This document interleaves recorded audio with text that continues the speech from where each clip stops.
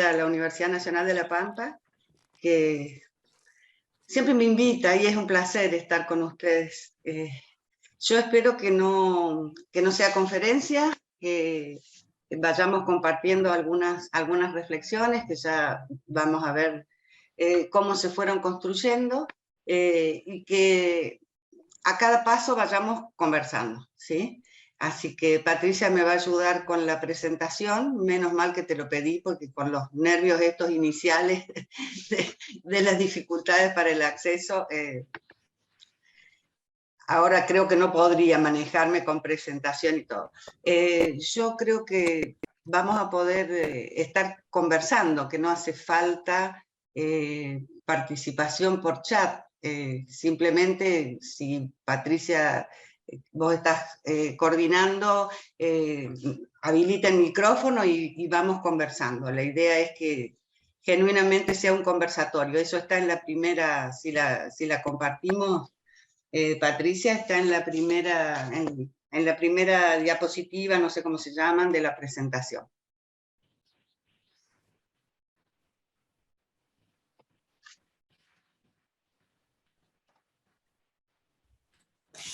No me animo a tocar nada acá, porque cada vez que toqué algo me sacó. Bueno, esta es la idea para hoy, ¿no? Rastreando y la etimología de conversar implica darle vueltas a un tema, girar sobre lo pensado. Es decir, que la raíz etimológica de la palabra conversar nos invita a pensar juntos, ¿no? Y a pensar juntos sobre cuáles son nuestras experiencias personales, docentes e institucionales, referidas a la posibilidad de construir espacios hospitalarios que habiliten buenas experiencias de aprendizaje en la universidad. Indudablemente, en este momento, esas experiencias de aprendizaje en la universidad están atravesadas por el contexto de pandemia. Entonces, bueno, la pregunta que se me aparecía ahí para compartir es cuáles son esas experiencias personales, docentes e institucionales, siempre pensando en el marco del derecho a la educación superior. Hay investigaciones muy recientes, hechas incluso en el marco de la pandemia, que nos ayudan a pensar esto, y ya lo podemos, ya lo vamos a ir viendo, cuáles fueron nuestras fuentes para pensar esto. Pero para empezar a pensar en esto en los ingresantes, apelé a lo que aparece ahora en la segunda presentación. Tomé un texto que me parece precioso y ya después vamos a fundamentar el porqué de tomar estos textos. Es un texto literario, está en un libro precioso de Claro Obligado, que se llama Una casa lejos de casa. Lo escribió, como dice ahí, escribo la última línea de este libro en Madrid, en los arduos días del coronavirus, cuando, en la abrumadora inmovilidad de las calles, el silencio está formado por 1000 silencios, y la frontera es el umbral. Encuentro una etimología antigua y curiosa. Epidemia, de epi más demos, residir en un lugar en calidad de extranjero. Cuando leí esto, que justo cayó en mis manos hará cosa de un mes, pensaba, o sea, ella lo escribe en su lugar de extranjera, es una argentina que en el año 76 se fue a vivir a Madrid, pero la frase puesta en el contexto que ahora nos ocupa y nos preocupa, me parece que habla también de esa extranjería que advertimos y que sienten y que experimentan los ingresantes universitarios. Muchos de ellos son estos extranjeros. Para ellos también la frontera es el umbral. ¿Cómo cruzar ese umbral de la universidad cuando ingresan? ¿De qué manera esa frontera se constituye o no en un límite o en una puerta abierta para una bienvenida, ¿no? Y esto, en los últimos ingresos, bueno, en el último ingreso y en el anterior estuvo, todavía está absolutamente atravesado por la pandemia. Así que el texto me pareció estupendo en la manera de expresar lo que muchos sentimos, pero que también puede ser una lúcida metáfora para pensar en el ingreso de nuestros estudiantes.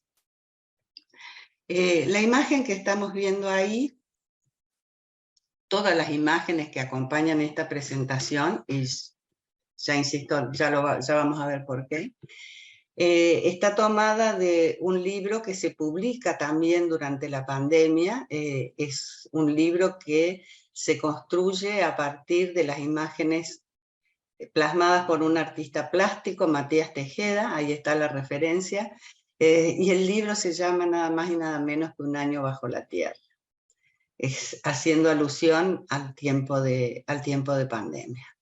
Así que bueno, con este encuadre vamos a mirar ahora en qué nos asentamos para pensar todas estas cuestiones, de qué nos apropiamos, qué vamos pensando, y después de eso quisiera que conversemos un poquito. En la próxima diapositiva, lo que fui queriendo plasmar, hay mucha investigación sobre esto, pero yo agregué algunos componentes. Hay una investigación de Viviana Macchiarola últimamente, pero que se preguntan desde dónde construimos nuestro conocimiento los docentes, ya que se trata que hoy conversemos sobre eso, ¿no? ¿Qué pasa con nuestro conocimiento docente en relación al ingreso y en relación al ingreso atravesado por la pandemia? Y me pareció que estas fuentes enmarcan esta instancia de conversatorio de una manera muy, muy precisa. Las tres fuentes del conocimiento docente que se plasman en general en la literatura son la reflexión, el diálogo y la teoría y la investigación, ¿no? Hay mucha investigación que nos muestra que no solo la formación teórica es anclada en los desarrollos teóricos y en las investigaciones construyen la formación docente, sino que esta se ancla en otras cuestiones, desde, bueno, ya eso lo verán seguramente con Luis Porta, cómo se ancla también en nuestras biografías y en nuestro recorrido biográfico como docentes, ¿no? Y estas tres fuentes, reflexión, diálogo y teoría e investigación, se pueden pensar, a ver, ¿de qué reflexión nos vamos a ocupar? Un tipo de reflexión metacognitiva es esto: ¿cómo aprendí yo a ser docente? ¿Con qué obstáculos me encontré? ¿Qué modelos me impregnaron? Sería una reflexión acerca del propio aprendizaje, como lo marca la definición y el concepto de metacognición. La reflexión epistemológica, en función de analizar cómo se construye, se valida, se refuta ese conocimiento que es objeto de nuestra enseñanza. Y la reflexión sociopolítica, que no puede estar ausente de nuestra formación docente, en términos de con quiénes, para quién, contra quién y para qué intereses estamos trabajando. Bueno, el diálogo puede ser infinito. El diálogo con los estudiantes nos forma, el diálogo con nuestros compañeros docentes. Las autobiografías docentes muestran también el impacto del diálogo con familiares, amigos, amigas, y un infinito punto suspensivo que puse ahí debajo porque es inabarcable. Bueno, y acá es donde yo me permití agregar un elemento más que algunas investigaciones lo están mostrando, pero que es incipiente. Teoría e investigación, y yo agregué arte. Cuando uno piensa en teoría e investigación, podemos pensar en las diferentes disciplinas que nos ayudan a pensar la educación, la pedagogía, la sociología, la política, la filosofía, la antropología, y seguro que me quedo corta. Pero también pensar en las manifestaciones del arte como maneras fuertes de ayudarnos a comprender el mundo, de abrir la mirada y de poder entrarnos y adentrarnos a otras formas de interpretación o abrir otras puertas. Por ahí algunos autores nos hablan de abrir diferentes puertas al conocimiento. Entonces, ¿por qué no poner en el marco de nuestro conocimiento docente, pero también de nuestro hacer docente, las expresiones del arte, de la literatura, de la plástica, de la música? Bueno, esto último que acabo de decir fundamenta esto de haber comenzado con un texto literario y de ir poniendo en lo posible en cada una de las diapositivas una expresión que viene del arte y que nos ayuda a pensar, bueno, lo que hoy queremos pensar. Aquí me gustaría que conversáramos cuando ustedes quieran, por supuesto, pero en este momento pensar en cómo percibimos, para comentar cómo percibimos nosotros en nuestro saber docente y en nuestro actuar docente estas diferentes fuentes del conocimiento.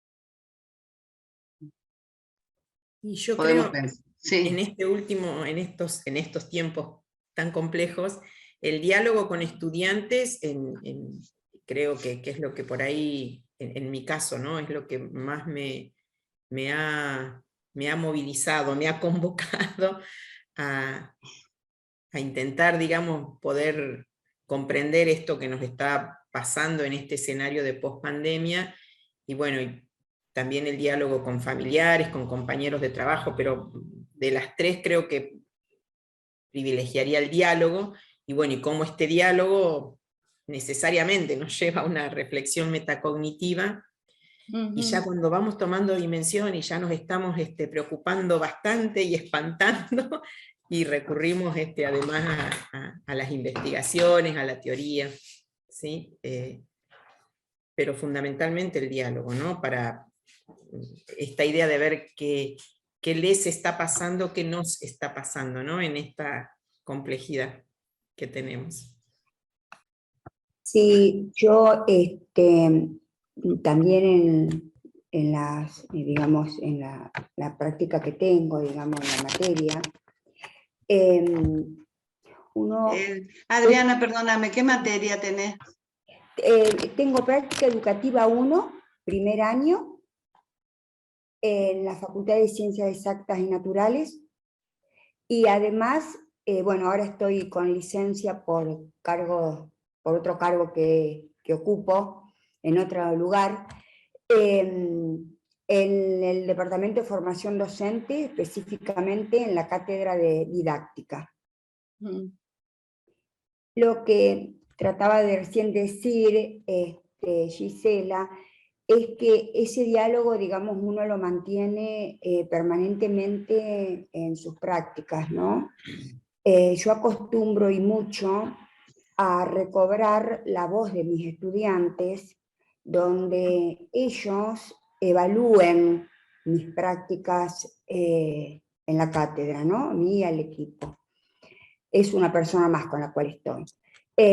Yo creo que poder reflexionar incluso metacognitivamente sobre la práctica no lo podemos hacer bajo ningún punto de vista alejado de la voz de los estudiantes.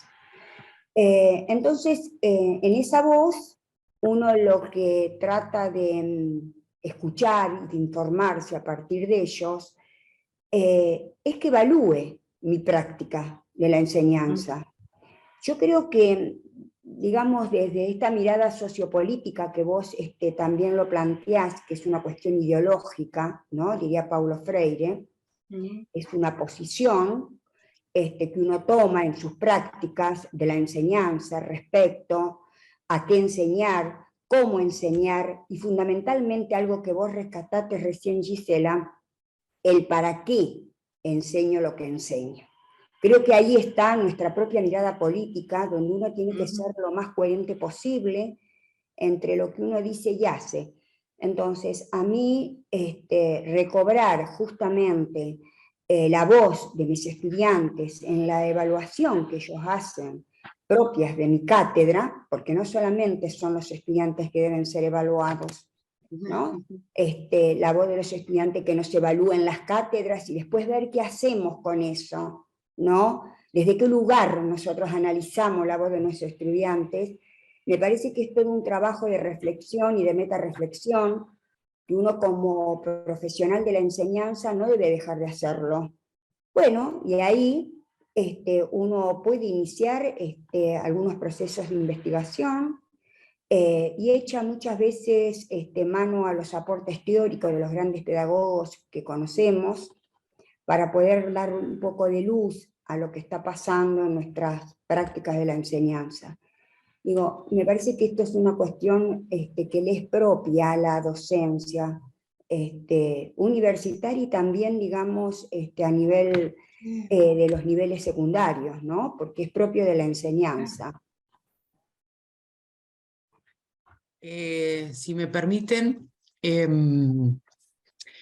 es una práctica habitual tuya, Gisela, la de incorporar en tus presentaciones el arte. Y, digamos, y es tan significativa y clara, digamos, cuando uno puede leer más allá de, digamos, la metáfora que hay en ella misma y que nos lleva a pensar la temática que está en discusión. Si bien yo hace unos años ya que no estoy en la práctica activa de las aulas, obviamente que el aprendizaje es lo que me atraviesa, me atravesó, me atraviesa y me va a atravesar el resto de mi vida porque es mi pasión, realmente, los procesos de aprendizaje. Y me resulta sumamente interesante volver a recuperar este lugar de las artes como espacio no solo de reflexión metafórica para analizar, sino cuántos los pibes y las pibas tienen para decirnos a través de las artes. Y cómo también a nosotros ahí nos confronta, porque a veces nos cuestiona de cómo trabajar las artes en un espacio donde la academia y la investigación, o sea, en ese imaginario colectivo, no quiere decir que esto, digamos, pero en ese imaginario colectivo que todavía está arraigado, no quiere decir que lo que hemos integrado, nos puede llevar a repensar y a trabajar desde ese lugar la filiación universitaria. Este espacio, digamos, que me resultó muy significativo, el cruce del umbral, ¿no? Este ingreso a una nueva cultura, y donde los pibes y las pibas se encuentran desamparados, ¿no? Y en este contexto de caminar la pandemia, pospandemia, prepandemia, digamos, para los chicos que hoy están en cuarto año y no son ingresantes, pero son ingresantes también porque el espacio físico no lo vivieron a medias. Entonces, hoy el ingresante que transita tercer, cuarto año, digamos, tenemos que pensarlo a estos sujetos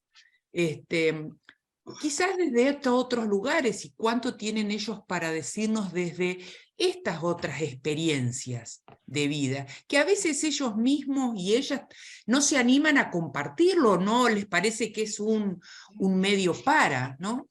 Esto me resultó muy interesante para, nada, para repensarme y para pensar la universidad también desde otro lugar. Sí, yo comparto con vos, María Elena, quizás, María Emma, perdón, en algo mucho más pequeño, pero, por ejemplo, nosotros en nuestra práctica educativa trabajamos mucho con las potencialidades de nuestros estudiantes, ¿no? Y desde esas potencialidades nosotros les pedimos, tengo cosas hermosísimas que en algún momento que se dé la ocasión podría compartir,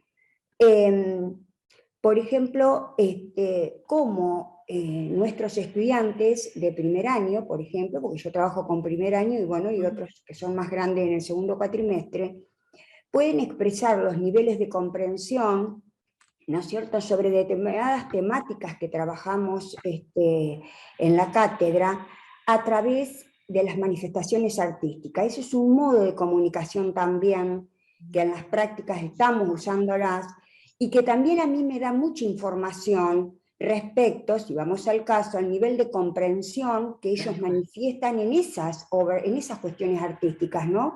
Desde poemas, desde canciones, desde videos y actuaciones. Digo, cómo ahí uno puede ir evaluando a través de la expresión artística esa estructura semántica y sintáctica que tiene cualquier disciplina que enseña en nuestra facultad, ¿no? Es re interesante y es algo que uno se supera también cuando ve las producciones de los estudiantes. Es magnífico. Y actúan como modos de evaluación, digamos, donde las evidencias de aprendizajes no sea siempre el examen, digamos, escrito, ¿no? Uno a través de esas obras de arte, justamente lo que decía, uno intenta ahí mirar justamente esa estructura semántica, sintáctica y los valores, ¿no?, que van cruzando en esas producciones. Evalúa con esas evidencias de aprendizaje que sean diferentes. Me parece que eso también a los estudiantes los sorprende, y es un modo en donde nosotras también recabamos información respecto a cómo también van los procesos de aprendizaje de nuestros estudiantes.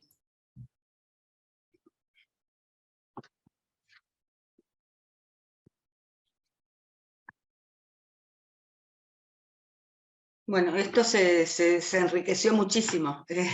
Obviamente, fuente del conocimiento docente, el diálogo y la reflexión. Tendría que escribir de nuevo esto. De hecho, creo que lo voy a hacer. A ver, una cosa que marca Patricia, que quise señalarla con esas flechitas que puse ahí, es cómo estas tres fuentes del conocimiento se van entramando y entrelazando, ¿no? Patricia puso el eje en el diálogo con los estudiantes, Adriana usó la expresión de la voz de los estudiantes, y cómo eso nos lleva a una reflexión metacognitiva, a indagar en la investigación, porque hay cosas que encontramos y nos quedamos con ¿qué?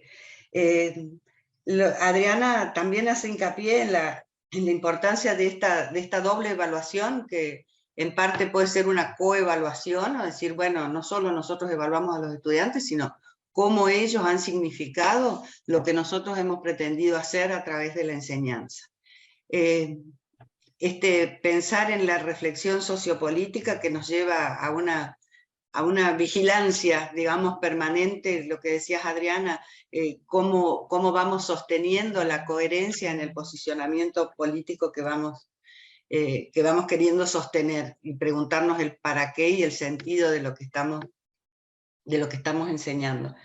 Y cuando María Emma destacaba el valor de pensar en atravesar los procesos de enseñanza y aprendizaje, más allá del conocimiento científico atravesado por expresiones del arte, pensaba en esto que decía María Emma, cuánto potencial hay en nuestros estudiantes que está silenciado, porque nuestras prácticas, nuestra cultura institucional va por otro lado, y entonces no abrimos esas posibles puertas para que se expresen desde ese lugar. Cuando empezamos a preguntar eso en el aula, aparecen músicos, aparece gente que hace teatro, aparece gente que escribe poesía. Bueno, es infinito el espectro que podemos encontrar, pero tenemos que abrir esa puerta para que esas expresiones se puedan plasmar, y que además, como decía María Emma, yo creo que mucho más allá de la metáfora, son formas de expresión, de comprensión y de construcción de conocimiento, ¿no? Bueno, ya lo vamos a ver, porque trato de ser coherente con esto un poquito más adelante, cuando nos planteemos la cuestión de la alfabetización académica. A ver, qué entendemos por alfabetización académica y dentro de qué cánones esa alfabetización académica se cierra o se abre, ¿no? Así que mucho para pensar sobre estos tres ejes de las fuentes del conocimiento docente, ¿no? Y de cómo se van entramando distintos aspectos, y que hay algunas fuentes que por ahí quedan soslayadas, solapadas. Decía Adriana también, cuando abrimos la posibilidad de que ese conocimiento se exprese por otras vías, cuánto podemos mirar y apreciar de comprensiones mucho más abiertas, ¿no? Comprensiones de ese objeto de conocimiento que estamos trabajando. Esto es que obviamente no se trata ni solo de metáfora, en el caso de la literatura, ni solo de ilustración en caso de las expresiones plásticas, sino de maneras diferentes de construir y plasmar el conocimiento. Bueno, hablando de las fuentes del conocimiento docente, simplemente, no simplemente, sino que por honestidad intelectual, en la próxima diapositiva dejé plasmada con qué fuentes estuve pensando en estos últimos tiempos, ¿no?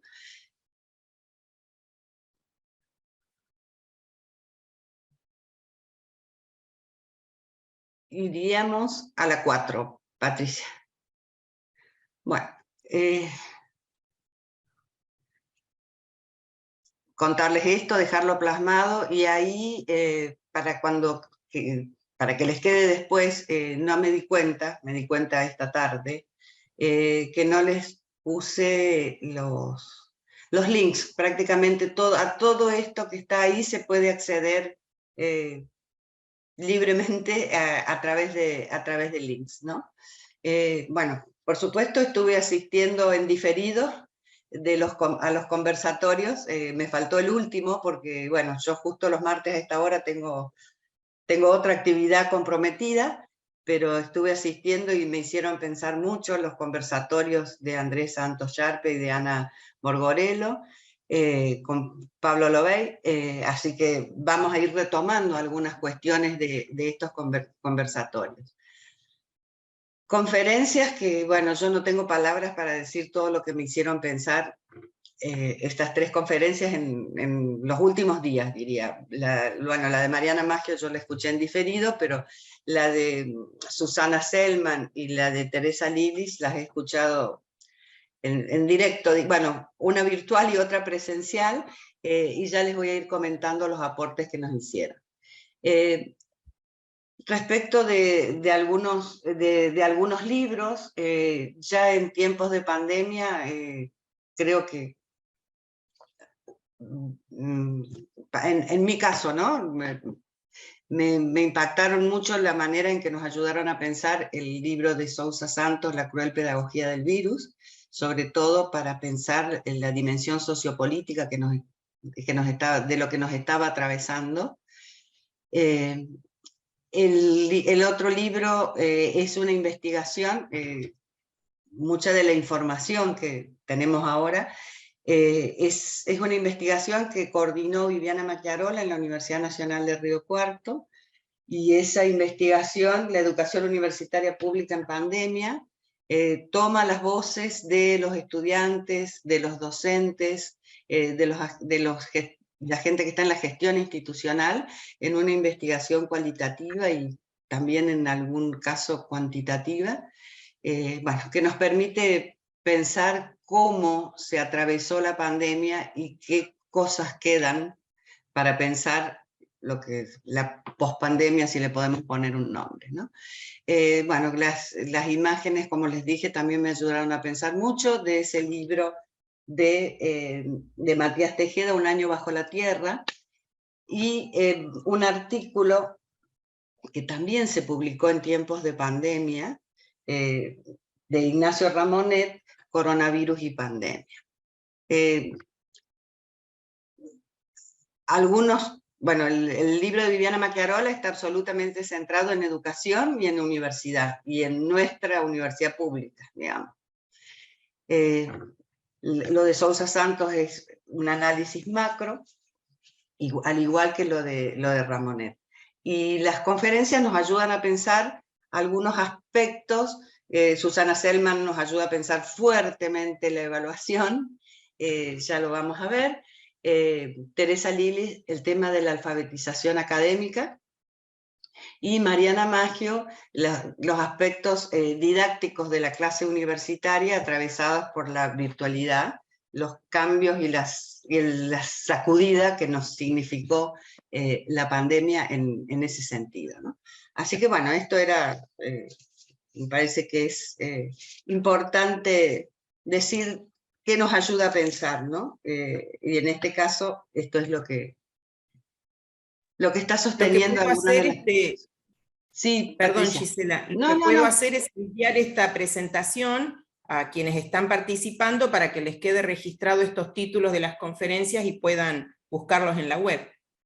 Sí, ¿Sí? no, si no, lo que yo puedo hacer, bueno, es que ya va a quedar grabada la conferencia. Claro. Agregar los links. Bien. Agregar los links y después se los hacemos llegar junto con la grabación, ¿sí? Perfecto. Pero todo, no me quiero dejar, sí, está todo en la web, a todo se accede libre, todos son de acceso abierto, digamos, de acceso libre. Bueno, entonces para pensar esto, algunas reflexiones que podemos ver en la próxima diapositiva. ¿La podés pasar, Patricia? Sí, ahí. Pero no sé por qué hoy la tecnología no está de nuestro lado. Hoy la tecnología no está de nuestro lado. El otro día en la conferencia de Susana Selman, la pobre Susana, lidió 20 minutos para poder entrar. Ahí está. Ahí está. Bien. Bueno, esto lo escribí pensando en poder conversar también. Las tres propuestas es poder conversar a partir de la imagen y del título que tiene esa obra de María Tejeda. La primera expresión la había escrito yo en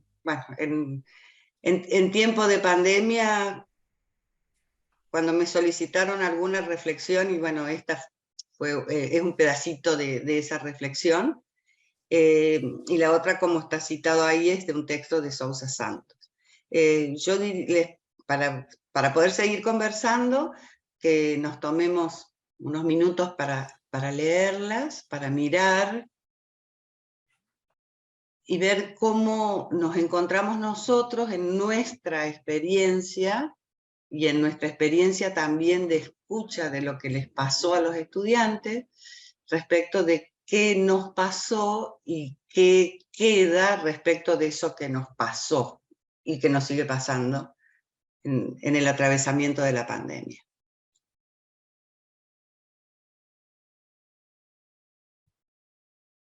A mí la primera reflexión que me surge, retomando un poquito lo que hablábamos al inicio, que es esto del diálogo, la necesidad de escucha, ¿no? Me resulta re importante esto de poner palabras para que la vivencia se torne experiencia, pero la necesidad de escucharla, ¿no? De saber qué les está pasando a nuestros estudiantes y cómo están justamente vivenciando este momento en particular de post-pandemia, ¿no? Me parece sumamente importante poder comprender desde la escucha.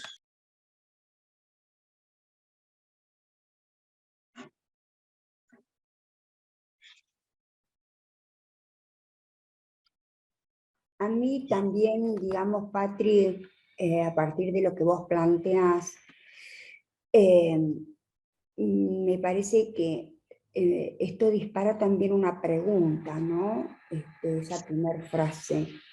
En tanto y en cuanto poder pensar qué hemos hecho y qué hacemos como profesores universitarios para que justamente ese diálogo, esas palabras que vienen del lugar de nuestros estudiantes, realmente se convierta en experiencia en términos quizás de la Rosa, esté puesto eso, Sí. ni más ni menos, desde nuestras prácticas de la enseñanza. Yo siempre vuelvo ahí porque para mí es el lugar donde nosotros ejercemos nuestro máximo rol profesional, ¿no?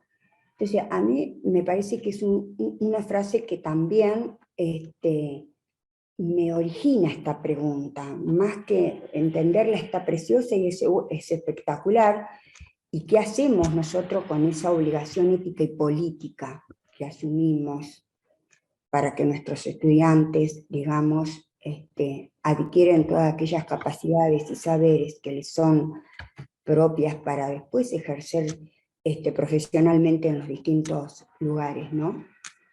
Y la otra frase me genera otra pregunta también.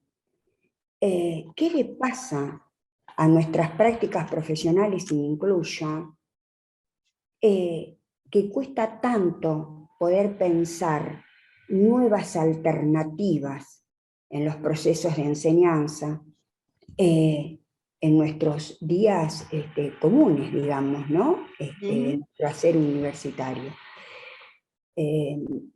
A mí eso me deja pensando, estas frases a mí me dejan pensando y mucho, ¿no?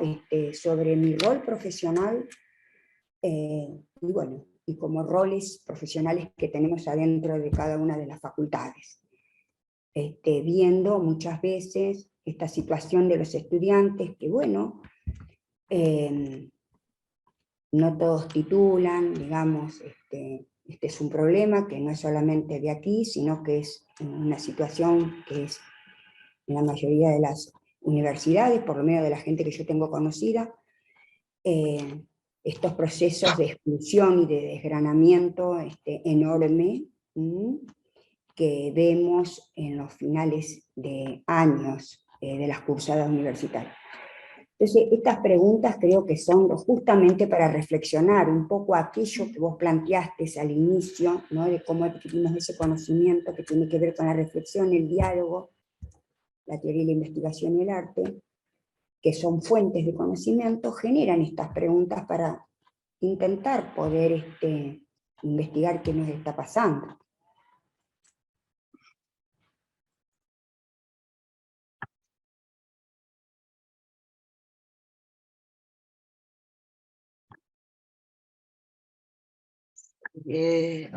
Yo, a ver, retomando esto, el tema que señalaba Patricia, ¿no? de la necesidad de escucha, indudablemente volvieron, o empezaron, como decía María Emma, algunos en un espacio del que nunca se habían apropiado, porque si algo, o sea, de tanta cosa que trastocó la pandemia, trastocó nada menos que nuestra percepción del tiempo y del espacio. Y eso no es menor. Al respecto, les puedo contar una anécdota, una gran nevada en plena pandemia en la Universidad Nacional de Córdoba, y muchos profesores les pusieron a sus alumnos fotos de la ciudad universitaria toda nevada, una foto que era el pabellón Argentina emblemático de la Universidad Nacional de Córdoba y toda la avenida de entrada, por supuesto, vacía. Y sacudió mucho a esos profes que colgaron las fotos, que los estudiantes preguntaban qué es eso. No es menor, no tenían una representación del espacio universitario, ¿no? Y ahora vuelven o llegan a ese espacio universitario del que ni siquiera se habían apropiado en términos de posibilidad de ser habitado, ¿no? Entonces esa necesidad de escucha se hace acuciante. Y lo que decía Adriana, esto que nos dispara preguntas muy fuertes, ¿no? ¿Qué hacemos? ¿Qué hemos hecho? La investigación de Viviana Macchiarola plantea, bueno, a ver, estudia qué hemos hecho, y ahí vemos también todas las limitaciones que tuvimos en eso que hicimos. Y Adriana, me parece, en esto de qué les pasa a nuestras prácticas profesionales que te estás planteando, creo que la pandemia, no creo, lo están diciendo todos los investigadores, la pandemia sacudió lo que venía pasando. Y ahí hay un hilo estupendo para mirar y para atender a tu pregunta en la conferencia de Mariana Mayo, que habla en términos, utiliza una palabra muy fuerte que es mutación, ¿no? Estamos frente a una mutación. ¿Cómo nos posicionamos y qué hacemos frente a esa mutación? Ahí está el gran desafío. Pero digamos que para mí el hilo de esa conferencia va en la línea de la pregunta fuerte que te están formulando. ¿Qué les pasa a nuestras prácticas profesionales? Y eso se liga, por supuesto, con el tema de experiencia y esperanza, como vos decías, ¿no? De pensar en lo que dice la Rosa respecto de experiencia, eso que nos pasa, y si nos pasa, a ver, ¿nos transforma? Sería la pregunta. ¿Cómo transforma o no nuestras prácticas? Y lo tomaba yo también en relación a un artículo que fue como fundante, me parece, en este tema, de Walter Benjamin, donde él muestra que quienes volvían de la guerra, volvían tan golpeados que no podían narrar lo que les pasaba. Entonces, no podían construir experiencia a partir de lo que les había pasado, porque no lo podían narrar. Y con esto vuelvo a Patricia y a la importancia de habilitar oportunidades para la escucha o para la lectura de esas narraciones posibles, ¿no? Cuánto quizás podríamos encontrar y cuántos hilos para pensar en qué les pasa a nuestras prácticas profesionales, ¿no? Me parece que los aportes de ustedes nos permiten aunar y tramar, entramar todas estas cuestiones. Yo estoy como si yo estuviera con la... ahí está. Bueno.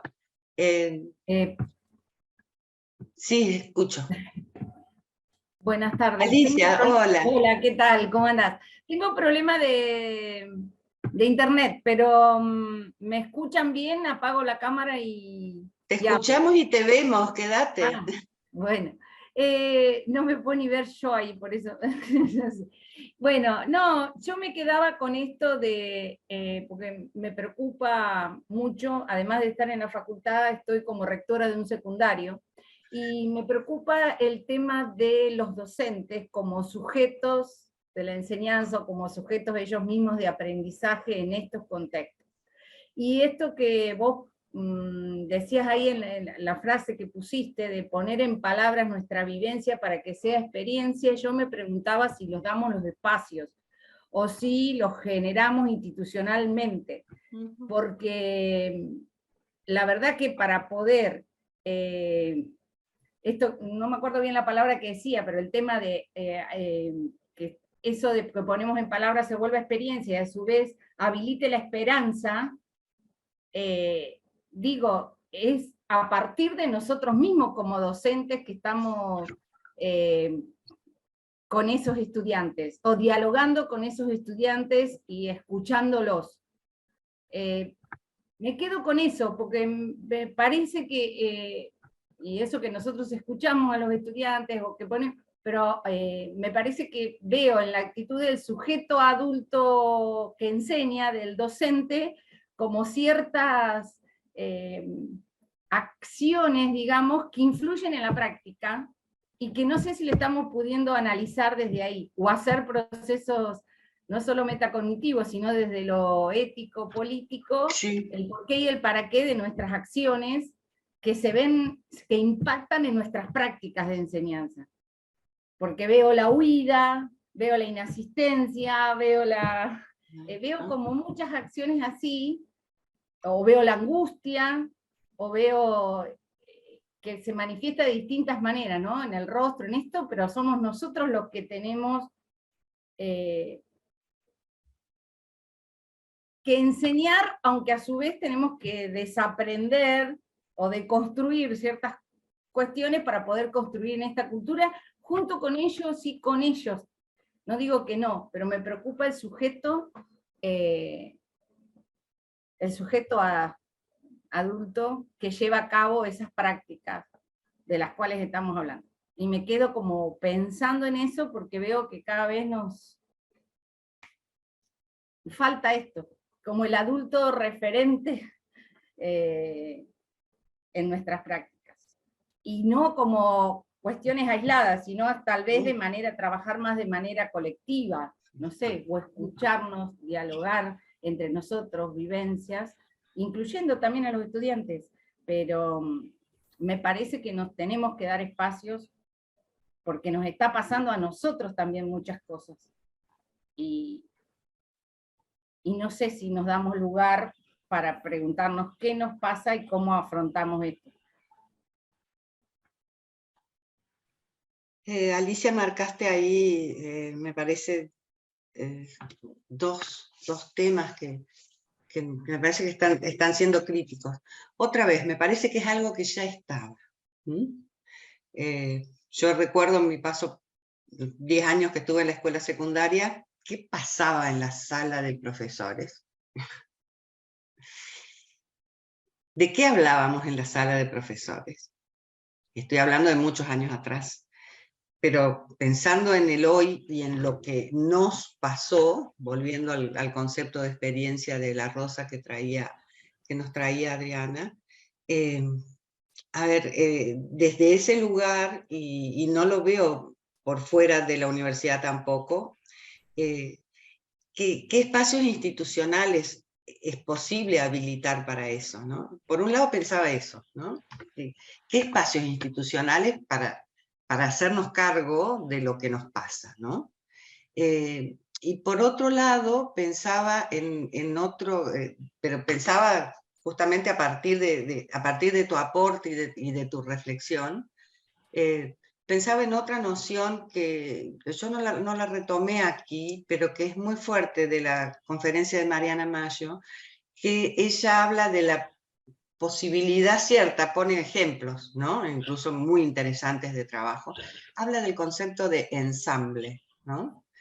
El ensamble en una orquesta permite que todos los participantes de esa orquesta articulen, integren, se piensen juntos desde el lugar que aporta cada uno. Entonces vos dijiste algo muy importante ahí, no es solo escuchar qué les pasa a los estudiantes, sino también de manera conjunta ver qué está pasando con los docentes y cómo eso se plasma o no en aquella pregunta que se hacía Adriana en nuestras prácticas profesionales, ¿no? Cómo eso se plasma en nuestras prácticas profesionales para genuinamente construir conocimiento de manera conjunta, de armar el proyecto educativo a modo de ensamble.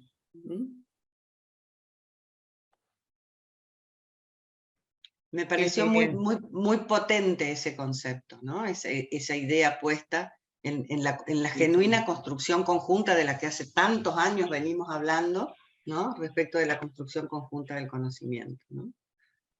Esta imagen que vos pusiste en esta diapositiva, digo, a mí me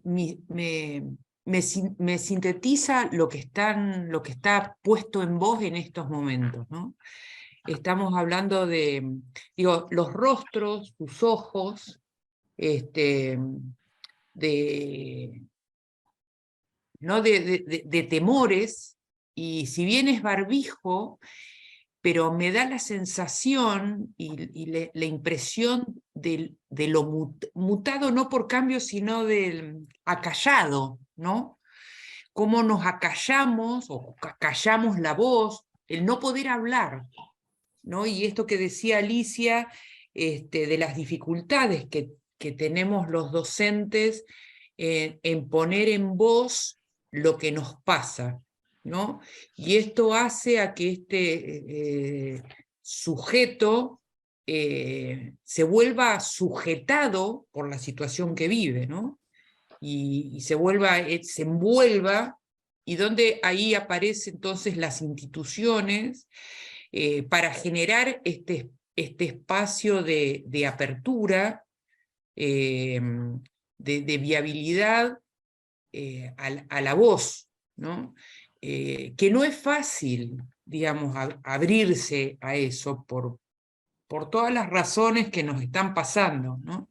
Que no es de ahora, y yo comparto con vos, Gisela, que esto tiene años de tránsito, pero que, bueno, puso en evidencia muy fuerte esta situación particular que la humanidad ha vivido, ¿no? Y que, bueno, siempre nos deja formas de aprendizaje, modos de aprender, y que hoy nosotros, creo que nosotros como docentes, digo, estamos ahí en el centro del proceso de autorreflexión, un proceso de metacognición, y para quienes estamos en espacios de conducción institucional, de gestión institucional, nos desafía y nos cuestiona para pensar alternativas, ¿no? De abrir a esto, porque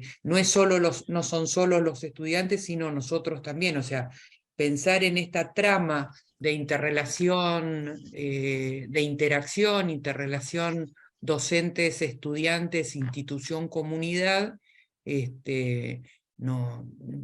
nos debiese abrir a este diálogo, ¿no? A este replanteo, para buscar que estas redes emerjan desde algún lugar.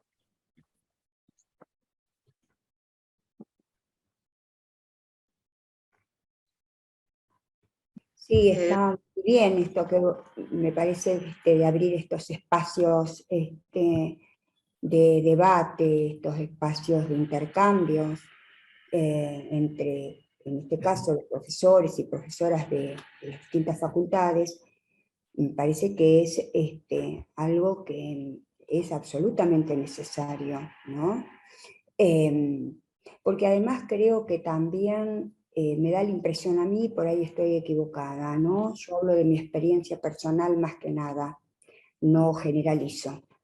Me parece que la facultad, retomando un poco este concepto de sujeto-sujetado que estabas planteando, María Emma, me parece que la facultad ha hecho que el sujeto se sujete sus sobrevivencias personales y profesionales para mejorar su práctica, porque revaloriza absolutamente la academia. Entonces pareciera como que esta mirada tan academicista, ¿no es cierto?, que es desde que la universidad es universidad prácticamente, ha dejado de lado toda la parte más humana, más esto de poder debatir con el otro, mis experiencias en torno a mis prácticas, porque para eso estamos en la facultad, ¿no?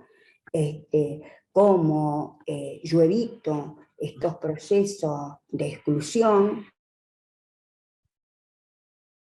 emergentes, como está ahí escrito, ¿no? A partir también de mis propios malestares muchas veces, ¿no?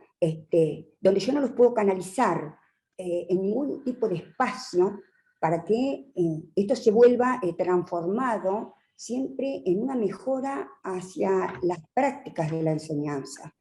Entonces digo, son espacios que las facultades tienen que pensar a retomarlas, digamos, haciendo otro tipo de abordaje, para que, bueno, para que la voz de los docentes también se complementen entre unos y otras, ¿no? Y me parece que desde ahí uno puede contar ciertas experiencias que vayan a favor de las prácticas profesionales.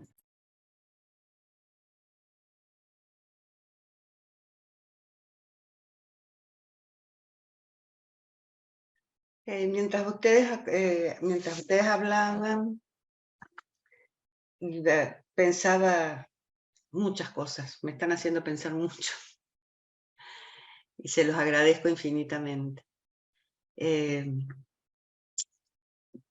Pero me centro en dos ejes, que probablemente se puedan articular. Pero la imagen, yo la vi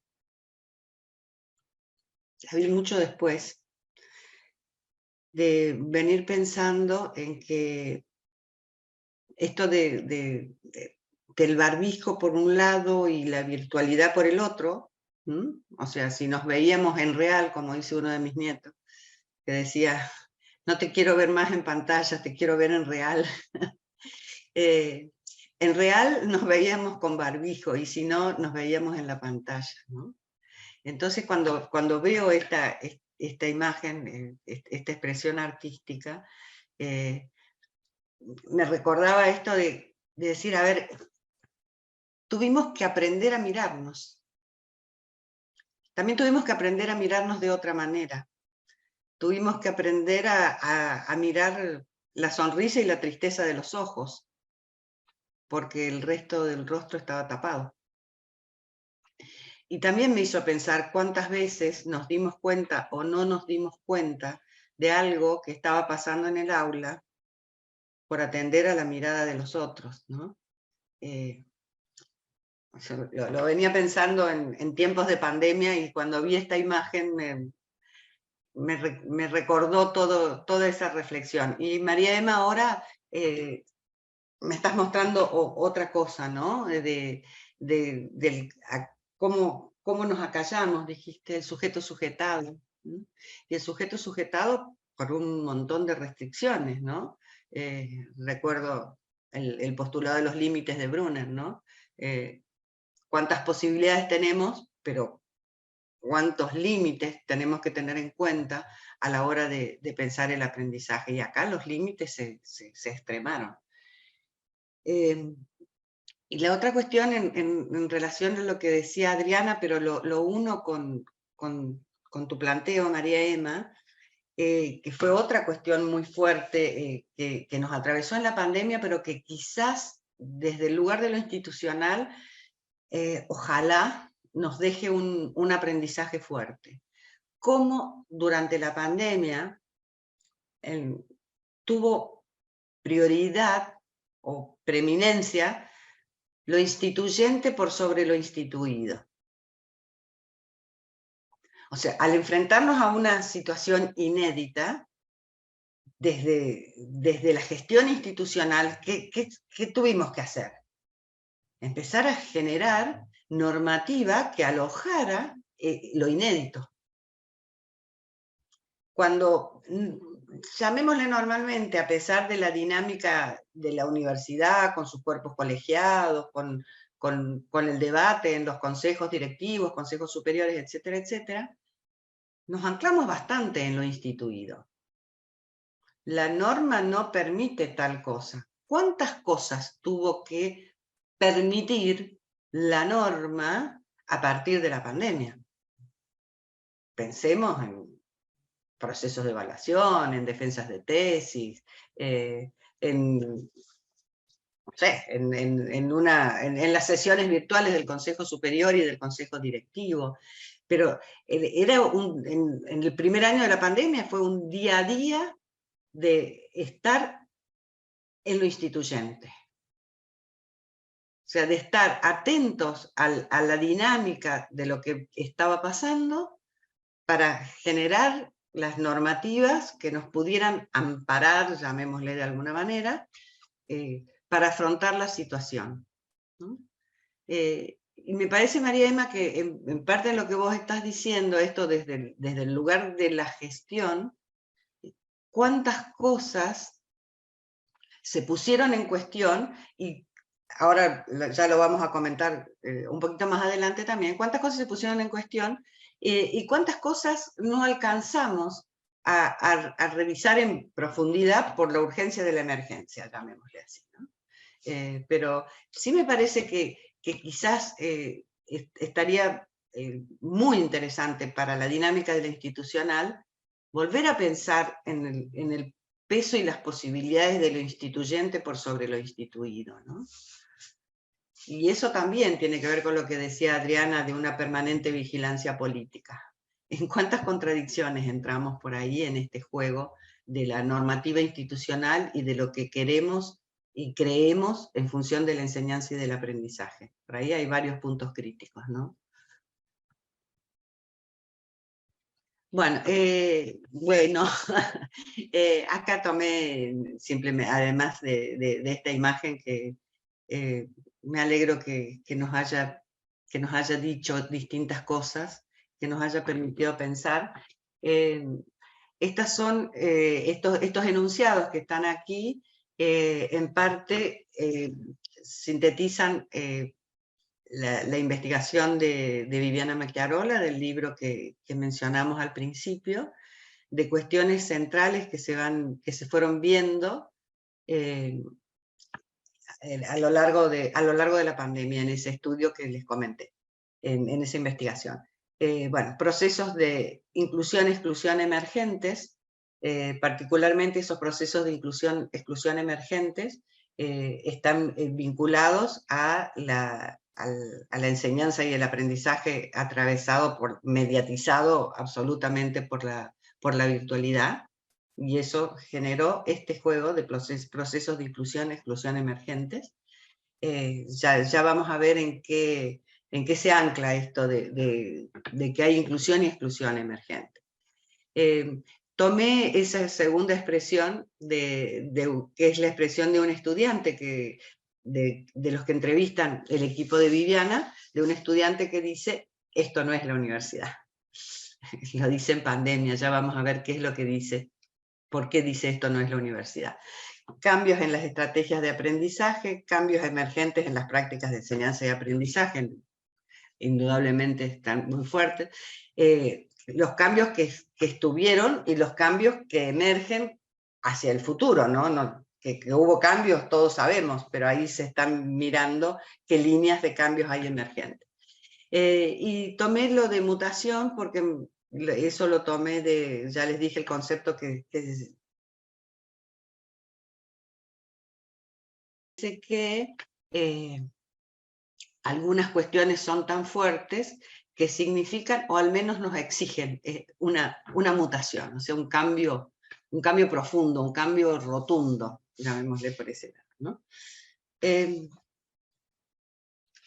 En esto de ver los procesos de exclusión emergente, quisiera que nos detuviéramos un poco a mirar en la próxima diapositiva qué pasó o qué nos pasó y qué pasó con los ingresantes en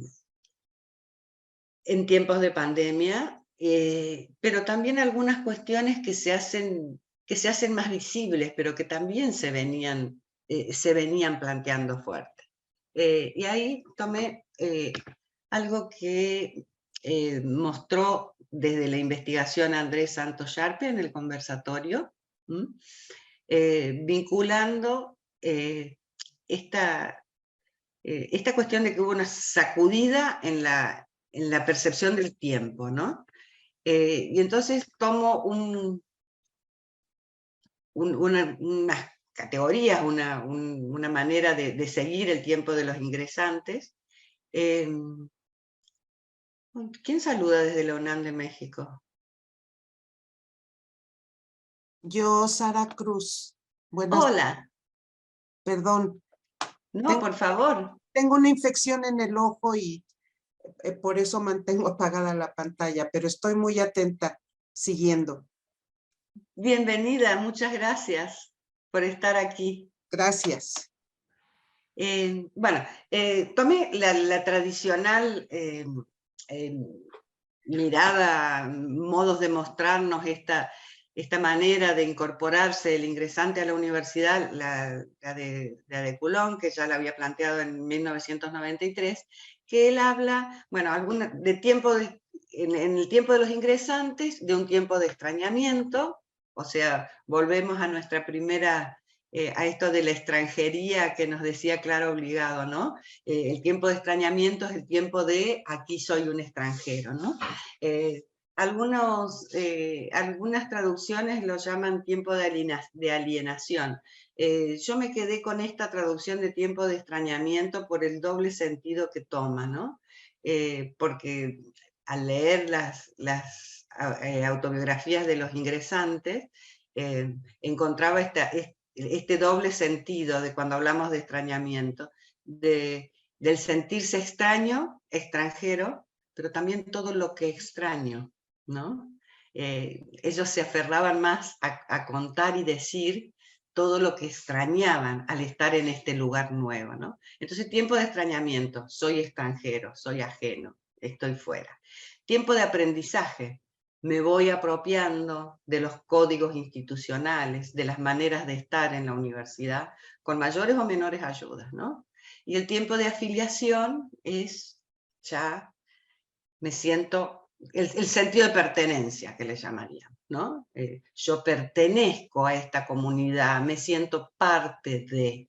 Ahora, ya estaba visto en la investigación que estas categorías describen muy acertadamente el proceso que van haciendo los ingresantes, pero que los tiempos no son iguales para todos y que podemos habilitar distintas condiciones para que estos tiempos se transiten de una manera o de otra, ¿no? ¿Hasta cuándo se siente extraño? O lo dejamos que se sienta, o las dejamos que se sientan tan extraños y extrañas que no llegan a hacer el aprendizaje necesario para constituirse en miembros de la comunidad. En relación a esos tiempos, Andrés Santos Sharpe marcaba algunas cuestiones que se generaron fuertemente en la pandemia, donde habla de la ruptura de la transmisión intercohorte, lo explicaba claramente en todo esto que se va pasando. El estudiante le comenta al estudiante de segundo año, al estudiante de primero, lo que se va comentando de la dificultad respecto de una asignatura o de otra, o de cómo acceder mejor a inscribirse para los exámenes, o sea, todas esas rutinas que se van comentando y transmitiendo de una generación de estudiantes a otra, se rompió. Eso explicaba Andrés muy bien. La transformación en los modos de estudio. Indudablemente se transformaron los modos de estudio con el atravesamiento de la virtualidad, con las maneras de interactuar, las maneras de acceder o no acceder a determinadas tecnologías.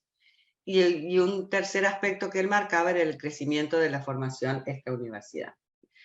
Quería centrarme un poquito en los dos, sobre todo en el segundo, porque esa transformación en los modos de estudio, por lo que muestra la investigación de Viviana Macchiarole, y es una inferencia mía, ahora vamos a ver algunas cuestiones al respecto en relación con la accesibilidad. La inferencia mía es que no convertimos la virtualidad en objeto de conocimiento. O sea, entramos a la virtualidad como pudimos, probamos, pero y cuando digo objeto de conocimiento lo digo en el sentido fuerte, ¿no? Objeto de conocimiento, no solo de decir, a ver, sé qué herramientas utilizar, sino qué sentido, qué posibilidades y límites tiene esta mediación de la enseñanza y el aprendizaje. Y me refiero tanto para docentes como para estudiantes, ¿no? A ver, si estoy atravesada por las herramientas tecnológicas, por la virtualidad en sentido más amplio,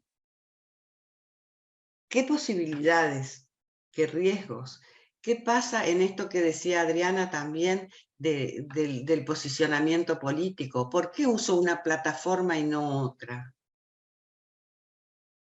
¿Qué implicancias tiene para mi libertad, para el uso de mis datos?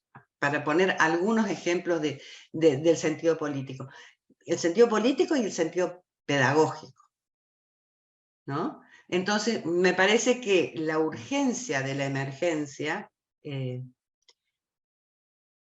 nos hizo saltar eso, pero que quizás ahora podamos recuperar, ¿no? En convertir la virtualidad, sus herramientas y las maneras de enseñar y de aprender a través de ellas en objeto de conocimiento.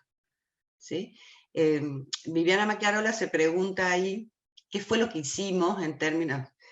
¿Hicimos educación a distancia? Dice que no. O sea, analiza las condiciones de educación a distancia y dice, no, no hicimos educación a distancia. ¿Hicimos lo que se llama enseñanza híbrida o aula extendida? No, tampoco, porque no teníamos presencialidad. Bueno, Viviana le puso el nombre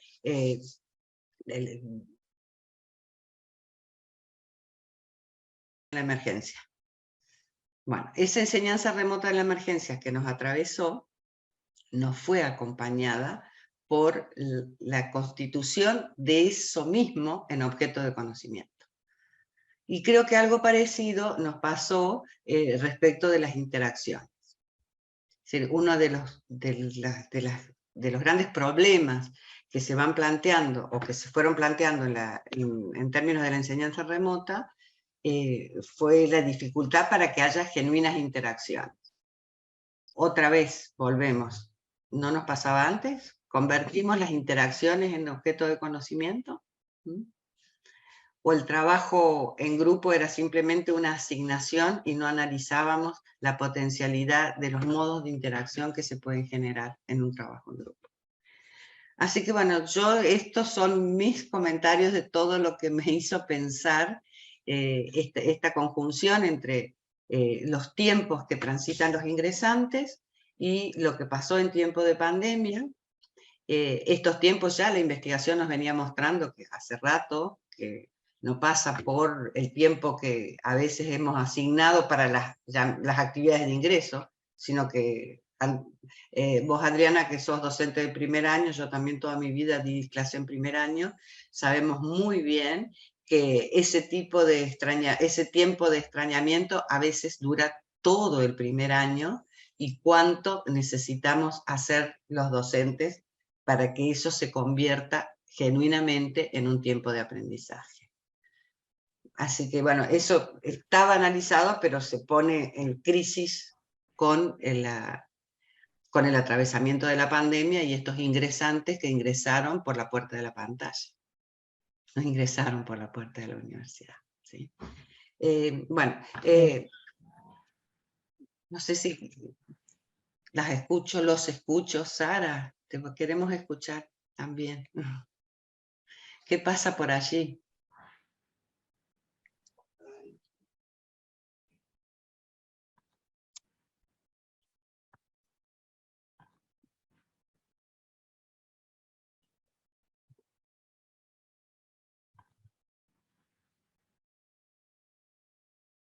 ¿Seguimos?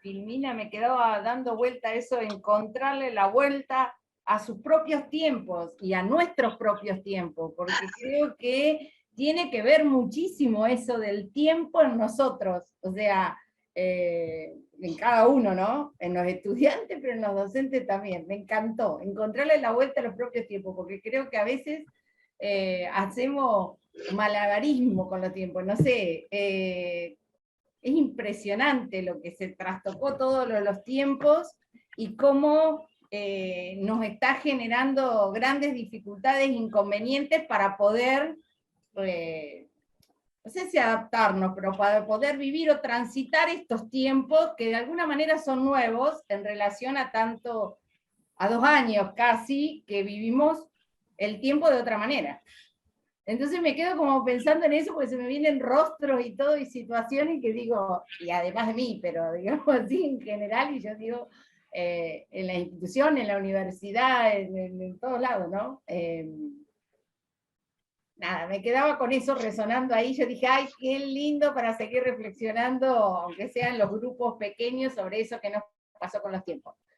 ¿Qué nos pasa, digamos, ahora? ¿Sí? Nada, eso, me quedaba ahí porque empecé a volar y a imaginarme así intercambio. Ahí justo se conectó Sara, así que... Sara.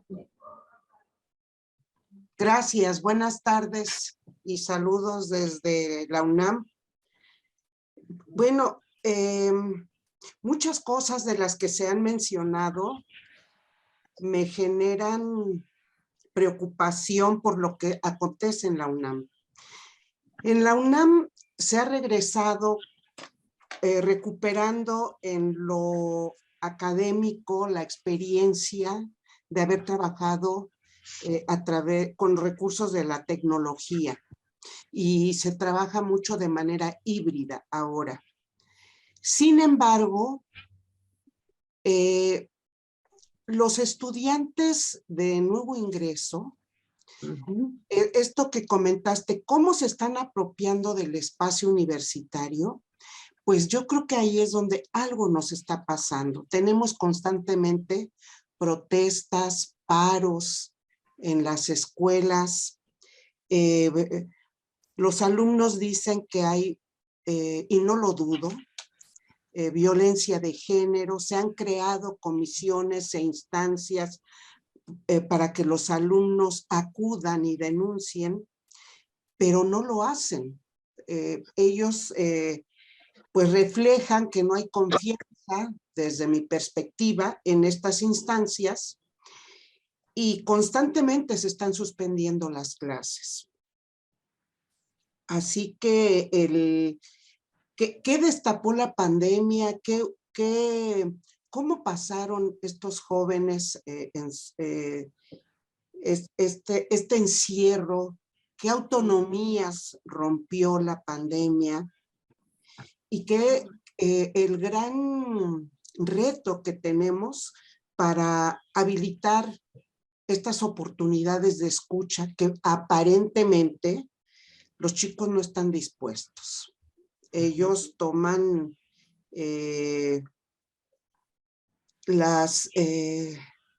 no hay respeto a los reglamentos, a las normas, a las instancias, y generan pues mucho ruido para la autoridad. La autoridad pues está girando y en un jaque total por pues son jovencitos que tienen 15, 16 años, los de bachillerato, que son los que están asumiendo más estas posturas tan fuertes, tan radicales, y tan importante observar, comprender, escuchar.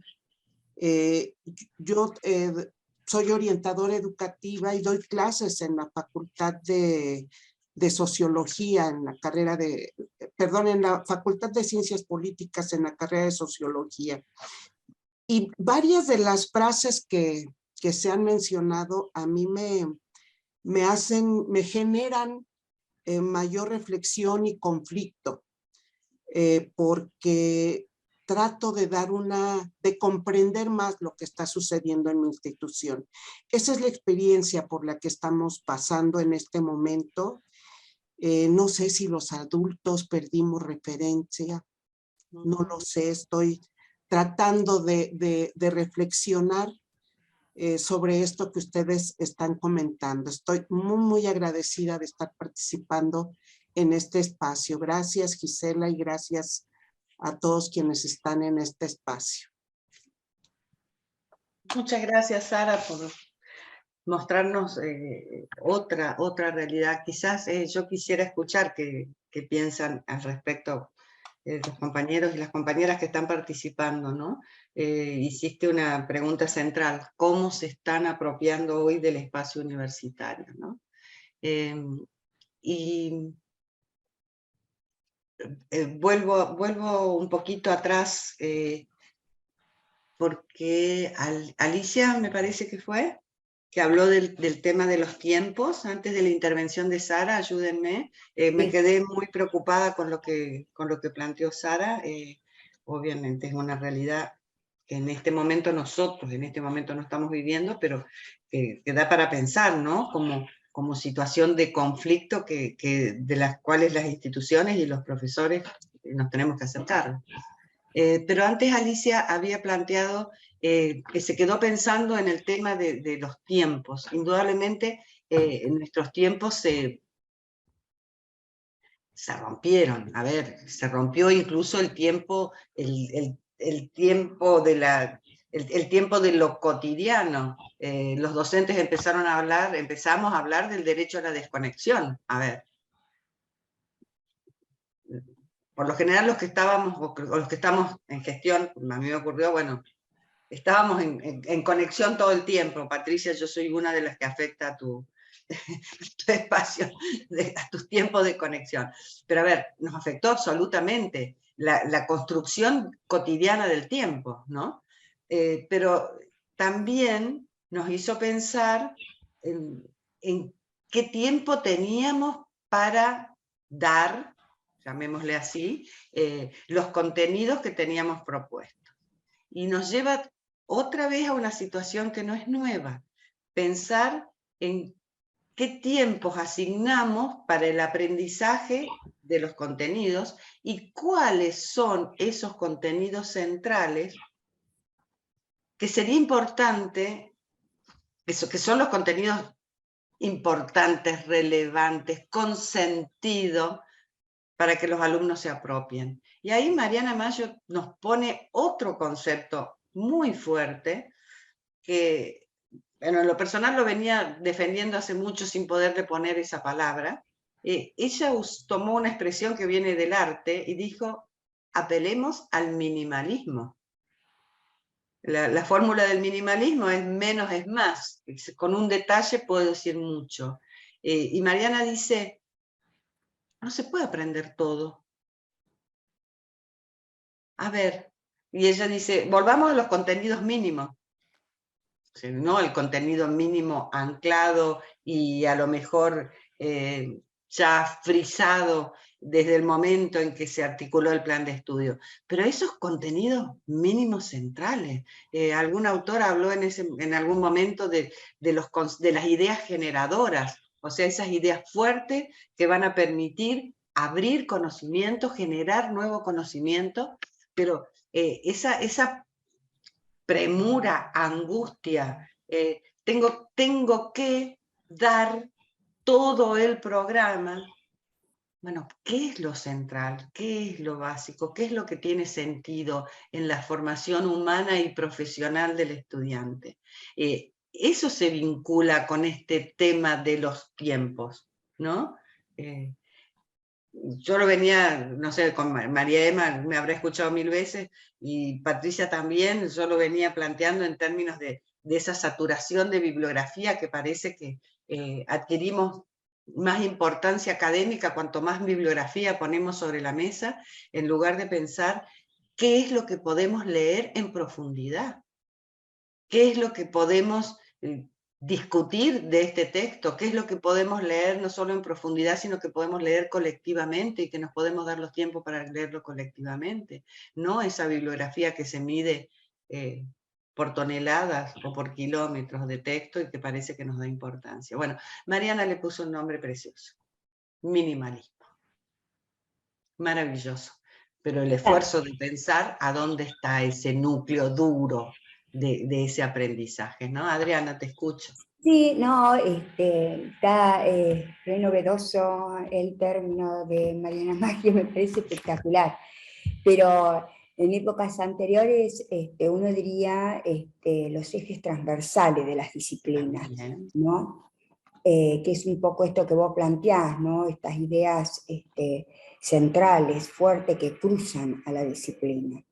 A mí me parece que si uno tuviese esa posibilidad de plantear esos ejes transversales para que nuestros estudiantes lo aprendan junto con la estructura sintáctica, es decir, con los procesos cognitivos que implica, ¿no es cierto?, la adquisición de esos saberes, de esos ejes transversales, me parece que ayudaríamos mucho, porque nuestros estudiantes en general lo que muestran es un aprendizaje absolutamente memorístico, ¿no?, donde hay una repetición masiva de conceptos, de ideas, sin poder establecer esta prioridad, ¿no es cierto?, digamos, sobre la comprensión de lo que uno pretende enseñarle a los estudiantes. Pero creo que somos nosotros, los docentes, quienes tenemos que manejar y enseñar en algún sentido esos ejes o esa, ¿cómo es que dijiste? Apelemos al animalismo, como dice Maggio, que serían esas ideas centrales, que son las que en algún sentido organizan el contenido, ¿no es cierto?, esos saberes que son motivos de enseñanza. Es verdad, sí, me parece que eso sería un ejercicio interesante también de parte nuestra, ¿no?, como docente. Yo sí, me sumo a lo que dice Adriana y me planteo, ¿no? En ese punto se conjugan dos cosas, ¿no es cierto? El tiempo que en el primer año, ¿no?, el tiempo de extrañamiento de los estudiantes, digamos, donde están aprendiendo digamos, a estar en la institución, sumado a los programas de las materias que son eternos, o por lo menos también, yo hablo desde mi experiencia, ¿no? Y qué difícil desde el trabajo docente individual, ¿no?